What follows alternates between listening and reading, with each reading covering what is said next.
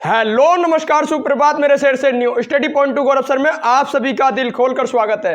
प्यारे साथियों, अपनी संविधान की बढ़ती हुई श्रृंखला के अंदर आज हम बात करेंगे दोबारा से मौलिक अधिकारों के बारे में। जो हमारे आर्टिकल रह चुके हैं उन्हीं के बारे में हम बात करेंगे। हमने कल पढ़ा दिया था आपको। मैं आपको पिछली क्लास का रिवीजन करा देता हूं कि मैंने आपको पिछली क्लास में क्या क्या पढ़ाया था। जैसे कि मेरी हर एक क्लास का एक लक्ष्य रहता है कि मैं हर क्लास को पिछली क्लास की जानकारी मैं हर अगली क्लास में देता हूं। तो आइए देखते हैं पिछली क्लास में हमने क्या पढ़ा था। तो प्यारे साथियों, पिछली क्लास में हमने बात की थी अनुच्छेद भाग नंबर 3 की। भाग नंबर 3 में हमने बात की थी मौलिक अधिकारों की और हमने शुरू किया था अनुच्छेद 12 से 35 तक।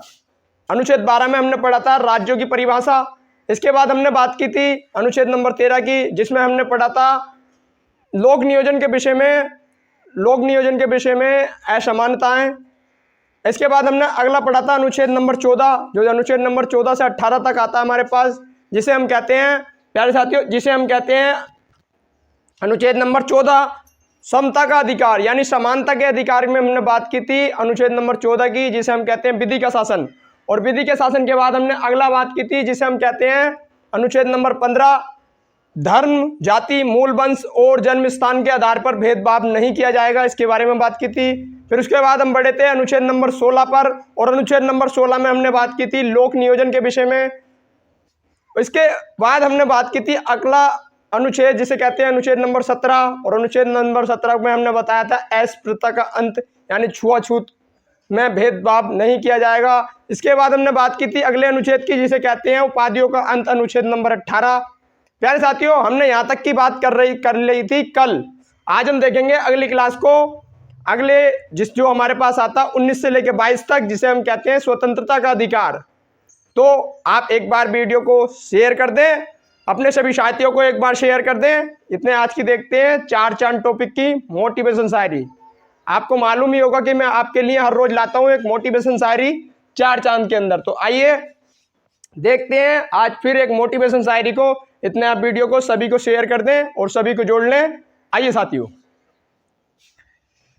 4 चांद में दिया है, रात नहीं ख्वाब बदलता है, मंजिल नहीं कारवा बदलता है।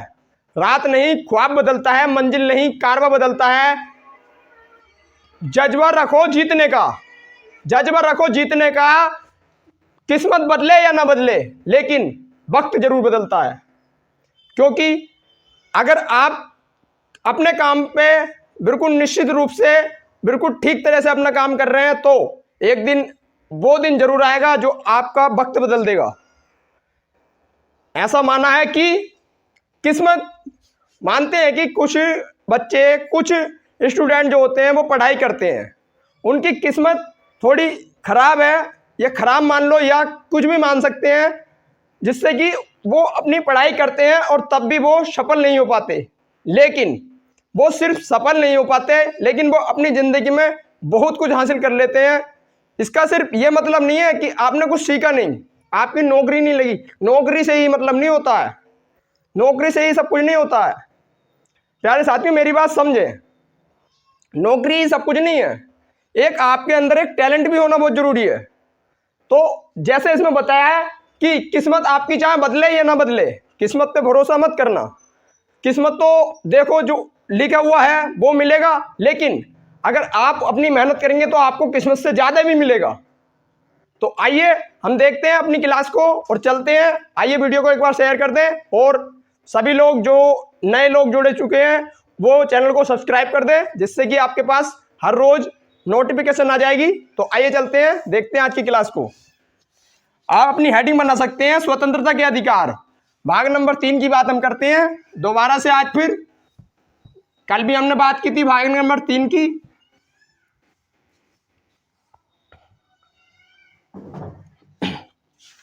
तो भाग नंबर 3 में ही हम बात करेंगे आज फिर मौलिक अधिकारों की।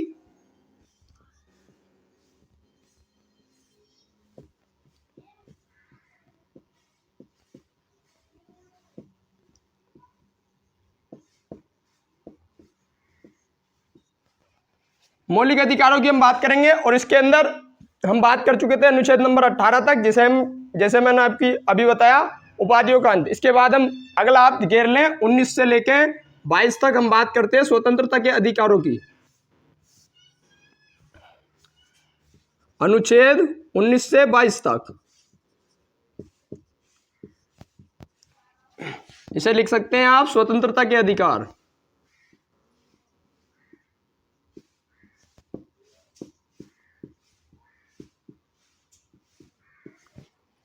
इसके बाद इसमें हम बात करेंगे 1 बाय 1 सभी अनुच्छेदों की।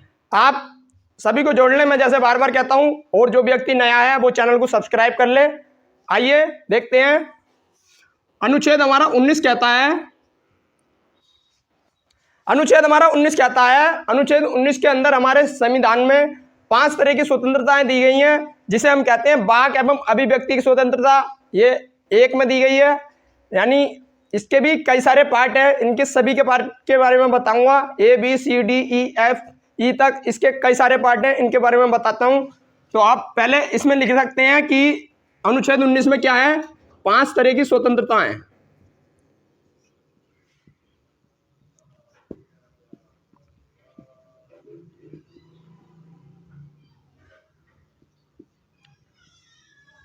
आज से पहले आपने पढ़ा जरूर होगा, लेकिन आज से पहले ऐसा नहीं पढ़ा होगा।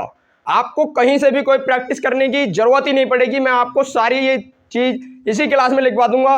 और प्रैक्टिस की बात ऐसी है कि मैं आपको प्रैक्टिस कराऊंगा इस क्लास को समाप्त होने के बाद।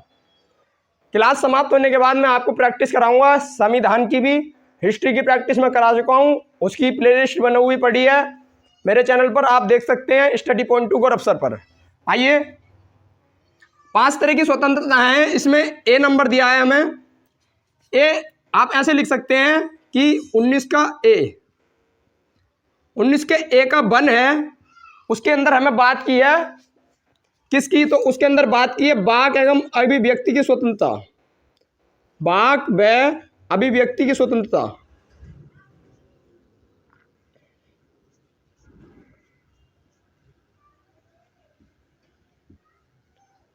वाक एवं अभिव्यक्ति की स्वतंत्रता से मतलब है कि कोई भी व्यक्ति कहीं भी अपनी बातचीत कर सकता है। इससे सरकार को कोई मतलब नहीं है कि क्यों कर रहा है वो बात और कैसे कर रहा है। उसमें सरकार या सरकारी विभाग का कोई भी आदमी उसमें हस्तक्षेप नहीं कर सकता, वो उसका मौलिक अधिकार है। और आपका साथ अगर कोई ऐसा करता है तो आप इसके खिलाफ सुप्रीम कोर्ट में केस दायर कर सकते हैं, जिसकी बात आपको पूर्ण रूप से सुनी जाएगी। आइए देखते हैं। अगला आता है हमारे पास दूसरा। तो दूसरा हमारे पास आता है जिसे हम कहते हैं झंडा फहराने का अधिकार। झंडा फहराने का अधिकार, झंडा फहराने का अधिकार हमारे संविधान में कब से कब तक है, तो प्यारे साथियों, झंडा फहराने का हमारे जो अधिकार है वो सुबह से शाम तक के लिए ही झंडा फहराने का अधिकार दिया गया है। लेकिन आज के टाइम में होता क्या है कि झंडा लगा छोड़ देते हैं और वो रात को भी फहराया जाता है, जबकि हमारे संविधान में रात को झंडा फहराने के लिए कोई भी बात नहीं दी गई। कोई भी ऐसा बात नहीं बताई कि रात में झंडा फहराया जाएगा या नहीं। सिर्फ हमारे संविधान के अंदर अनुच्छेद नंबर 19 के अंदर झंडा फहराने का अधिकार दिया है, रात सुबह से लेकर शाम तक। आइए देखते हैं। दूसरा है झंडा फहराने का अधिकार।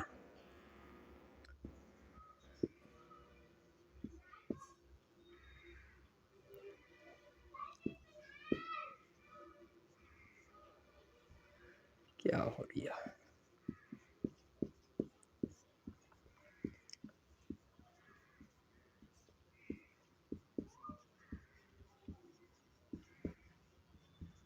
और इसके बाद हमारे पास तीसरी स्वतंत्रता है इसी के अंदर, जिसे हम कहते हैं प्रेस की स्वतंत्रता। प्रेस की स्वतंत्रता, प्रेस की स्वतंत्रता। क्या कोई कमेंट करके बताएगा कि प्रेस की स्वतंत्रता, ये प्रेस शब्द हमारे संविधान नहीं, हमारे भारत में प्रेस शब्द सबसे पहले किसने दिया? कौन से विदेशी थे जिन्होंने सबसे पहले प्रेस शब्द को लाए और उसके बारे में बात की। आइए अब देखते हैं अपने अगले को। अगला हमारे पास आता है, अगला अनुच्छेद नंबर 4 आता है, जिसे हम कहते हैं, आइए अनुच्छेद नंबर 4 को देख लेते हैं। जिसे कहते हैं जानने की स्वतंत्रता। जानने की स्वतंत्रता भी किसके अंदर है? जानने की स्वतंत्रता और शांत रहने की स्वतंत्रता। जानने की स्वतंत्रता।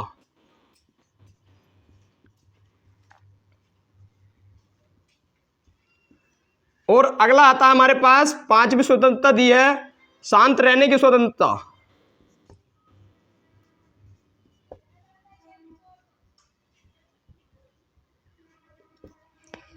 अगर आपसे कोई अगर आपके सामने कोई व्यक्ति कोई बात कर रहा है और आपको बता रहा है ऐसी वैसी बात, और आप उस पर जवाब नहीं देना चाहते, और वो आपको जबरदस्ती आपसे कहता है कि मुझे इसके बारे में बताएं, तो आप उसके खिलाफ भी आप केस दायर कर सकते हैं। आपकी पूरी बात सुनी जाएगी, क्योंकि आपको अधिकार है चुप रहने का, आपको अधिकार है शांत रहने का, क्योंकि हमारा अनुच्छेद कहता है कि शांत रहने की स्वतंत्रता दी है हमें। इसके बाद हमारे पास अनुच्छेद नंबर 19 का बी आता है। तो प्यारे साथियों, इसे नोट कर सकते हैं।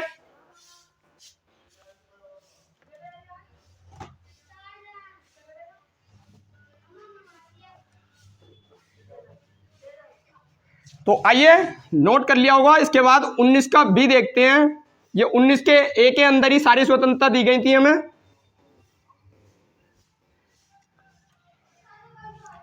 तो आप नोट कर सकते हैं 19 का बी है,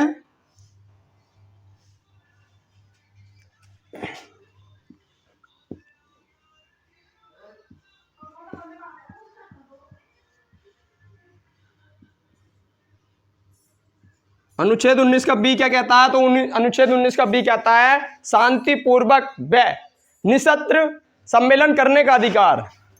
शांतिपूर्वक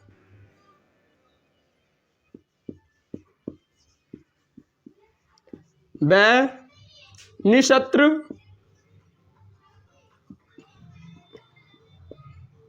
सम्मेलन करने का अधिकार।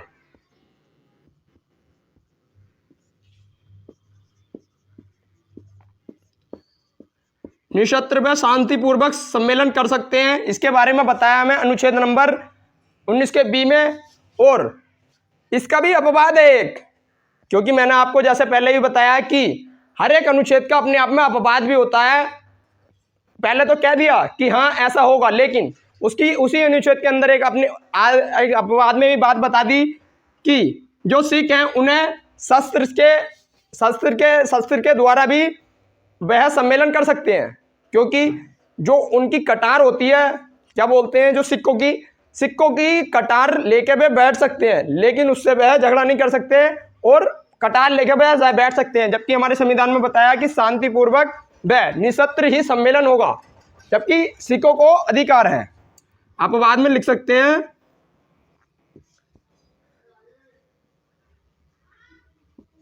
सिखों को अधिकार।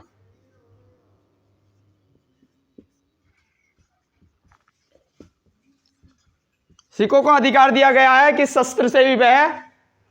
शस्त्र के द्वारा वह सम्मेलन कर सकते हैं। इसके बाद हमारा अगला आता है जिसे कहते हैं अनुच्छेद 19 का सी। अनुच्छेद 19 के सी में हमें बताया है, नोट कर लें आप, संघ बनाने का अधिकार। 19 का सी हमारे पास कहता है संघ बनाने का अधिकार।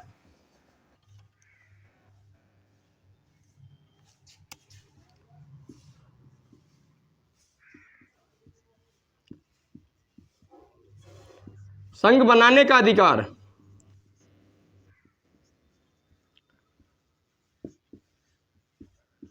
इसमें यह बात बता तो गई कि संघ बना सकता है, कोई व्यक्ति चाहे तो वह सम्मेलन कर सकता है और वो अपनी बात रख सकता है और अपनी बात को जगह जगह सभी लोगों में बता सकता है। लेकिन इसमें बताया, लेकिन जो पुलिसकर्मी होते हैं और जो सेना के लोग होते हैं उन्हें अपवाद में डाला कि ये व्यक्ति कभी भी कोई सम्मेलन नहीं बना सकते, ये व्यक्ति आपस में कोई भी बात नहीं कर सकते, कोई धरना नहीं दे सकते।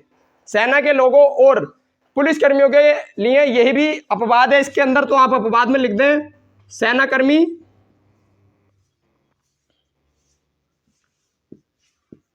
और पुलिसकर्मी।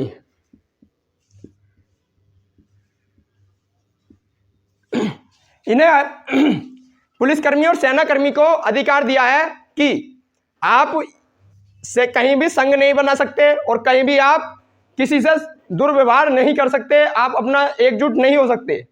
तो इसके बाद हमारा अगला आता है अनुच्छेद 19 का डी। इस अनुच्छेद 19 के डी में हमें बताया है कि भारत में कहीं भी विचलन करने का अधिकार। तो आइए अगला देखते हैं। 19 का डी आता है हमारे पास, भारत में कहीं भी विचलन करने का अधिकार।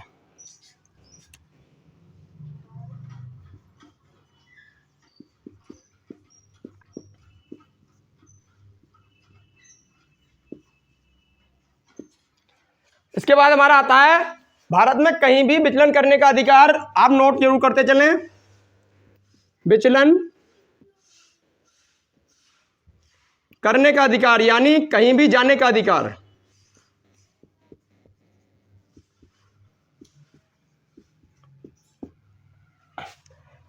भारत में कहीं भी विचलन करने का या कहीं घूमने का अधिकार हमें दिया है भारतीय संविधान के अंदर, जिसके तहत हम अपनी अपनी मर्जी से कहीं भी घूम सकते हैं। आगरा वगैरह वगैरह कहीं भी पूरे देश में हम घूम सकते हैं। लेकिन इसके अंदर अपवाद था क्या? जम्मू कश्मीर। जम्मू कश्मीर के अंदर आप नहीं घूम सकते थे। लेकिन हुआ क्या, तो जब जम्मू कश्मीर को दो भागों में तोड़ा, लेह जिसे कहते हैं लद्दाख और एक जम्मू कश्मीर, इन्हें जब दो भागों में तोड़ा तब से ये धारा 370 और 35A जो था वो हट गया और इसी के बाद लागू हुआ कि आप कहीं भी घूम सकते हैं। इसके रद्द कर दिया। तो पहले क्या था? तो पहले अधिकार था, पहले अपवाद में आता था जम्मू कश्मीर।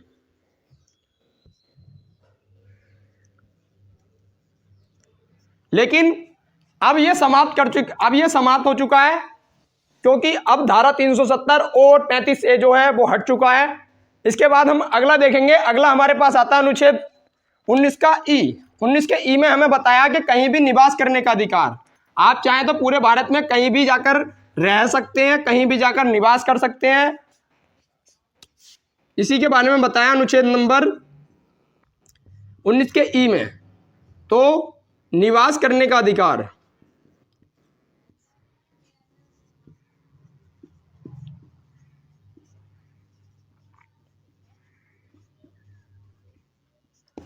निवास करने का अधिकार, आप चाहें तो पूरे भारत में कहीं भी जाकर रह सकते हैं, कहीं भी निवास कर सकते हैं। इसी के बारे में बताया 19 के ई में। तो इसके बाद हमारा अगला अनुच्छेद आता है। अगला अनुच्छेद के बारे में बात करेंगे, अनुच्छेद नंबर 20, जो है दोष सिद्ध अपराधियों के लिए।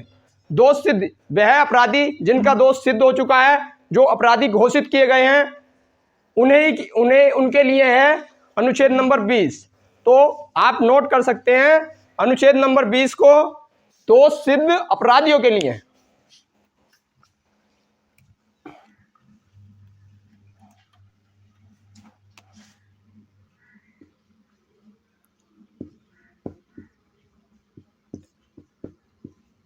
दोष सिद्ध अपराधियों के लिए।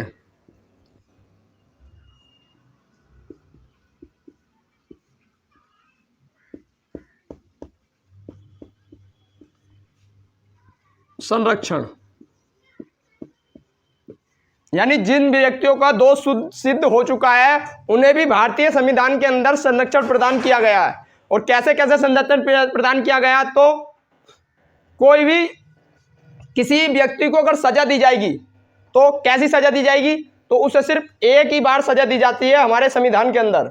यानी हमारी भारतीय सरकार जो है, जो हमारा उच्च न्यायालय, उच्चतम न्यायालय है, वो हमारे संविधान के अनुसार वह किसी व्यक्ति को अगर उसने कितने भी जुर्म करे हैं तो सिर्फ वह एक ही बार सजा दिलवाएगा, एक ही बार सजा मिलती है उसे।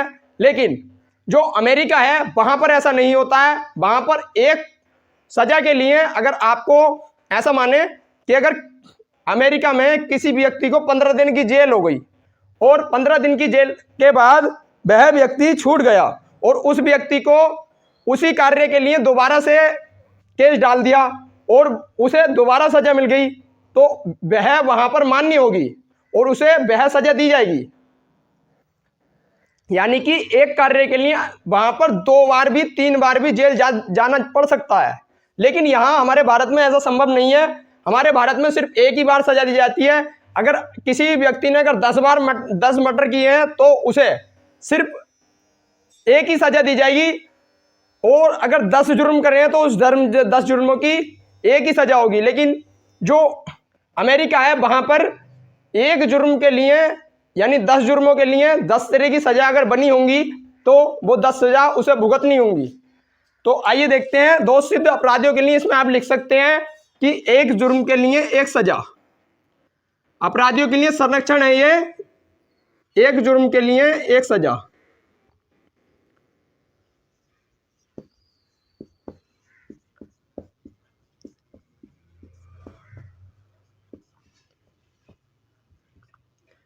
सजा का प्रावधान। इसके बाद हमारे पास अगला आता है, अगला जिसे कहते हैं कि स्वयं के प्रति वह साक्षी होगा। यानी स्वयं के प्रति वह चाहे, यानी जिस व्यक्ति को सजा भूल चुकी है, यानी जो व्यक्ति मुजरिम घोषित हो चुका है वह अगर चाहता है कि मैं मुजरिम नहीं हूं और मुझे ये काम करना है और मुझे सरकार से संरक्षण चाहिए, तो उसके लिए ऐसा काम किया जाएगा। उसके लिए क्या किया जाएगा? तो उसके लिए सरकार वकील मुहैया करा सकती है कि आप ऐसा करके कर सकते हैं। और उसके लिए क्या किया जा सकता है? तो उसके लिए वकील नहीं, उसके लिए जो बनाया गया, जैसे कि रक्त की जांच, डीएनए टेस्ट और नार्को टेस्ट, ये जो होते हैं इन्हें करवाया जाता है। तो इन्हें आप नोट कर सकते हैं। तो अगला आप नोट कर सकते हैं, क्या करेंगे आप? स्वयं के विरुद्ध साक्षी, स्वयं के प्रति साक्षी।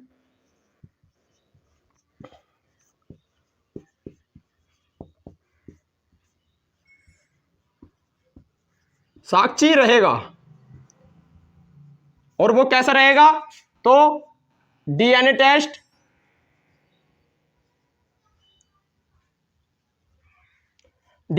कराकर और नार्को टेस्ट,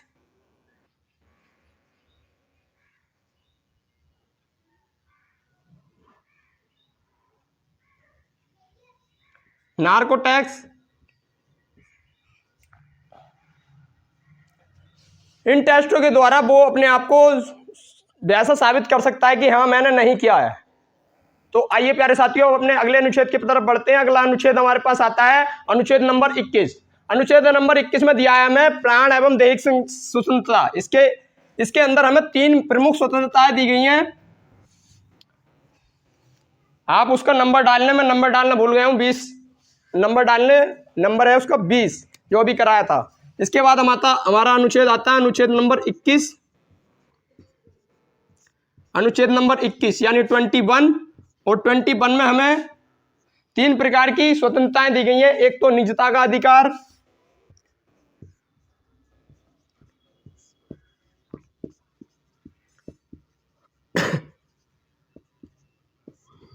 निजता का अधिकार हमारा, कोई बताएगा कि निजता का अधिकार हमारे संविधान में कौन से केस के अंदर आया? आपको अगर किसी को आता है तो उसे कमेंट बॉक्स में कमेंट करके बताएं, मैं अभी बताता हूं, इतने आप बताने की कोशिश करें। इसके बाद हमारे पास इसके अंदर अगली स्वतंत्रता दी गई है जिसे कहते हैं प्राण एवं दैहिक स्वतंत्रता। प्राण एवं दैहिक स्वतंत्रता।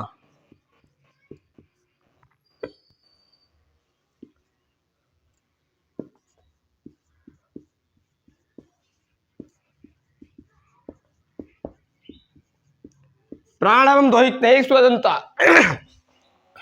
इसके बाद इसी के अंदर है हमारा जीवन जीने का अधिकार। जीवन जीने का अधिकार भी किसके अंदर है? तो जीवन जीने का अधिकार भी इसके अंदर है।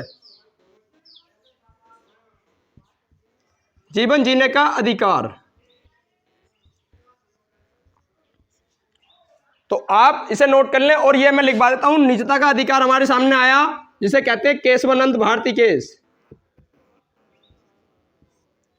केशवानंद भारती केस, और ये कहां हुआ था? तो ये हुआ था केरल के अंदर, और मैंने आपको पिछली क्लास में भी लिखवा दिया है ये। और ये कब हुआ? 1973 में। इस केस के अंदर हुआ क्या था? तो इस केस के अंदर एक महत्वपूर्ण तख्ता पलट हुआ, और जो प्रस्तावना थी उसे संविधान का मुख्य भाग माना, जबकि इसमें बताया कि इसमें संशोधन किया जा सकता है, लेकिन उसका जो मूल ढांचा है उसमें संशोधन नहीं किया जा सकता। इसके लिए 13 जजों की बैठक बैठी थी, जिसमें से 7 जो थे वो इसके पक्ष में थे और 6 विपक्ष में थे। इसके बारे में मैं आपको पिछली क्लास में बता चुका हूं, तो इसे आप नोट कर लें एक बार।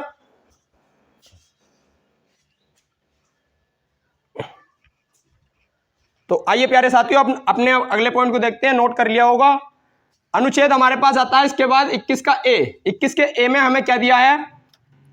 तो 21 के ए में हमें स्वतंत्रता दी है। कौन सी?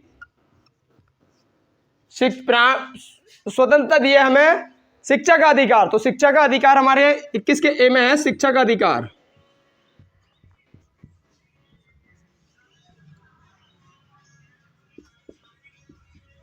शिक्षा का अधिकार हमें दिया है अनुच्छेद 21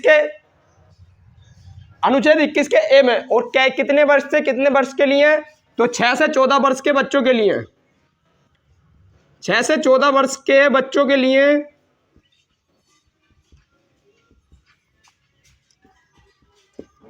6 से 14 वर्ष के बच्चों के लिए शिक्षा का अधिकार, यानी शिक्षा का अधिकार, वो भी कैसी? निःशुल्क शिक्षा।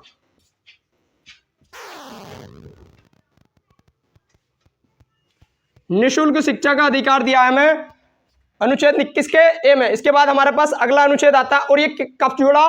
तो इसे आप लिख सकते हैं 86वां संविधान संशोधन हुआ सन 2002 में।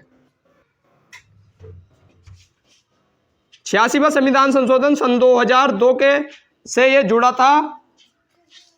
इसके बाद हमारे पास अगला अनुच्छेद आता है जिसे कहते हैं अनुच्छेद नंबर 22। और अनुच्छेद नंबर 22 में हमारी बात की किसकी? तो अनुच्छेद नंबर 22 में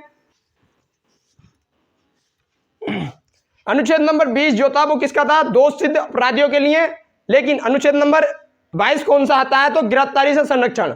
अगर किसी व्यक्ति को कोई भी पुलिस वाला या कोई अन्य विभाग वाला गिरफ्तार करने आता है तो क्या होता है? तो वह उससे कारण पूछ सकता है कि मैं किस कारण के लिए जा रहा हूं। उसका जवाब उन्हें वहीं देना होगा, क्योंकि यह आपका मौलिक अधिकार है। आप अपने मौलिक अधिकारों को ध्यान रखना, क्योंकि इनकी जरूरत आपको अपनी लाइफ में कभी भी पड़ सकती है। तो आप इसका फायदा जरूर उठाएं, इसे अपने ऊपर जरूर आजमाएं। इसके बाद हमारा अगला आता है जिसे कहते हैं, अगर आपको उस कारण के बाद वो गिरफ्तार करके ले गया तो वह आपको या किसी को भी वह 24 घंटे के अंदर अंदर जो सुप्रीम कोर्ट होगा या कोई भी आपका जिला कोर्ट होगा उसके समक्ष आपको पेश करना होगा। तो उस व्यक्ति को पेश करना होगा। इसके बाद हम अगला देख सकते हैं, जब उस व्यक्ति को पेश कर दिया तो सरकार का हक बनता है अगर उसे ये कहना कि आप एक अच्छा वकील अपने लिए मुहैया करा लें। अगर उस व्यक्ति की आर्थिक स्थिति ठीक नहीं है और उसे वकील करने में दिक्कत है, तो सरकार का कर्तव्य होता है कि उसे एक वकील मुहैया कराए और वकील दे, जिससे कि उसका केस लड़ा जा सके। तो आइए इन्हीं तीनों बातों के बारे में बताया इसी के अंदर। तो आप अनुच्छेद नंबर 22 डाल के नोट करेंगे गिरफ्तारी से संरक्षण।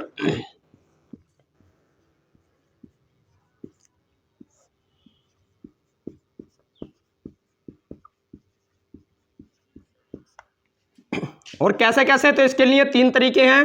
तरीका नंबर 1 दिया है हमें, गिरफ्तारी अपराधी को गिरफ्तार करते समय पूछना चाहिए कि वह किस कारण से गिरफ्तार हो रहा है। तो गिरफ्तारी का कारण पूछना।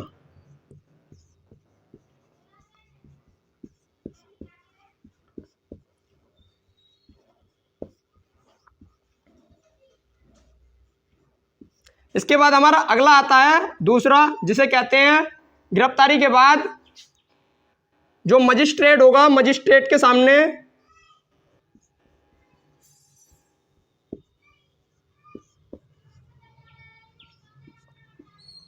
मजिस्ट्रेट के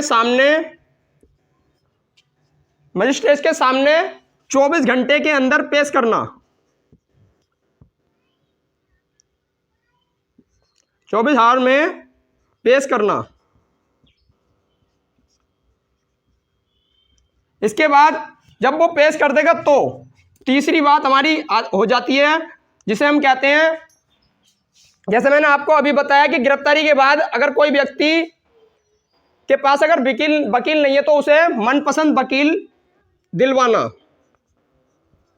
मनपसंद बस वकील उपलब्ध कराना।